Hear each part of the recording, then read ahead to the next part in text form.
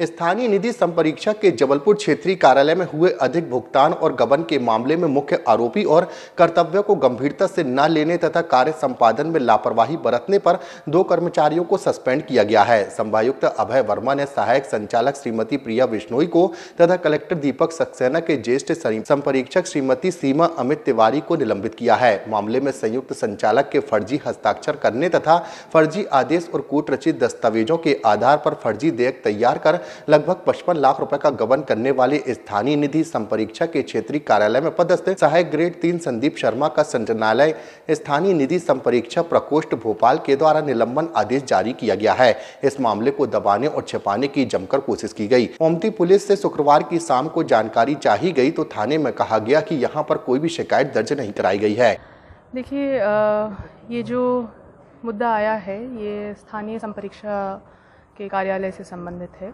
एक local fund audit करके भी एक विभाग होता है जिसमें आपके जितनी भी ऐसी निकाय जिनके पास खुद की निधि होती है उनके ऑडिट का काम भी करते हैं। ये जो 55 लाख का मामला आया है ये इनके स्वयं की निधि से ही संबंधित है। इसमें हो क्या रहा था कि जो संबंधित व्यक्ति हैं जिनने ये संदीप करके जिनका नाम है, उनके द्वारा जो भी बिल लगाए जा रहे थे उसमें पेमेंट किसी एक ऐसे व्यक्ति के नाम से उसमें इंक्लूड करा जा रहा था जो कि उनके किसी निकाय से जुड़ा हुआ नहीं था, ना उनके ऑफिस से जुड़ा हुआ था। तो जब भी बिल क्लियर करे जा रहे थे उसमें एक्स्ट्रा पैसों की एंट्री करके उन बिलों को जो है पर्सनल उसके लिए निकाल करके उस बैंक खाते में ट्रांसफ़र करवाया जा रहा था। इस के संबंध में एक डिटेल्ड सर्कुलर ऑलरेडी फाइनेंस विभाग की तरफ से जारी है जिसमें किस प्रकार की कार्यवाही और किस प्रकार से जांच की जा रही होती है उसमें करा जाता है।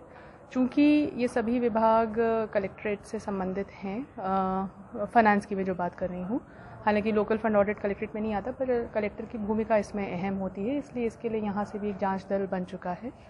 इसी के संबंध में चूँकि जो पूरी प्रोसेस जो प्रक्रिया होती है एक डीडीओ को बनाने की, इसमें 3 स्टेजेस होती हैं।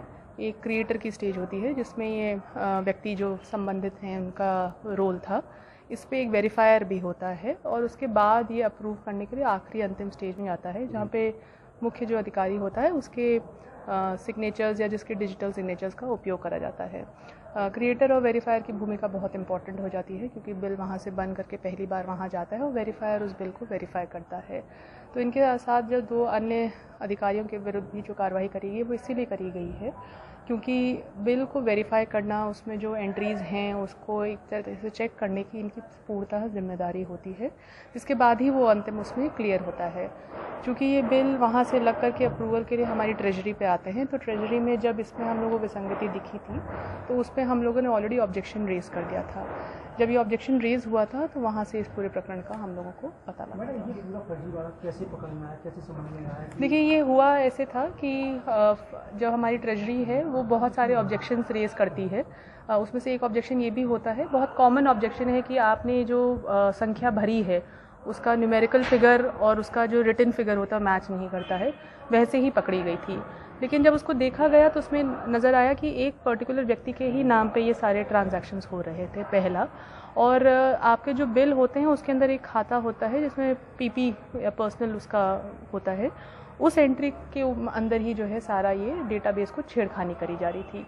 तो जब पिछले साल के जब इसमें निकाले गए थे तो हमारे ट्रेजरी ऑफिसर्स ने ही ये चीज़ पकड़ी जिसमें बताया कि कैसे 1 साल के अंतर्गत कुछ 4-5 बार के माध्यम से ये पैसा जो है किसी अन्य व्यक्ति के नाम पे उसने ट्रांसफ़र कर दिया था और यहाँ से निकाल करके उसके बैंक खाते में जमा हो जाता था। ये क्या इनका रिलेटिव ही थे कि और जानकारी में जो है वो है कि वो इनके रिलेटिव ही थे। ये कितने लोगों के खिलाफ इस पर कार्रवाई की गई और ये पैसा कैसे निकाल के किस तरह से यूज़ करते थे? देखिए, यूज़ का तो अभी नहीं पता कैसे करते थे कि हो सकता है अपने पर्सनल पर्पस के लिए करते हों, पर निकालने का तरीका बहुत सिंपल होता है। जब ट्रेजरी से एक बार बिल अप्रूव हो जाता है तो उसका पेमेंट हो जाता है, जैसे सैलरी ही जैसे आप बोलते हैं, तो वो आपके अकाउंट में जो है खाते में आ जाती है।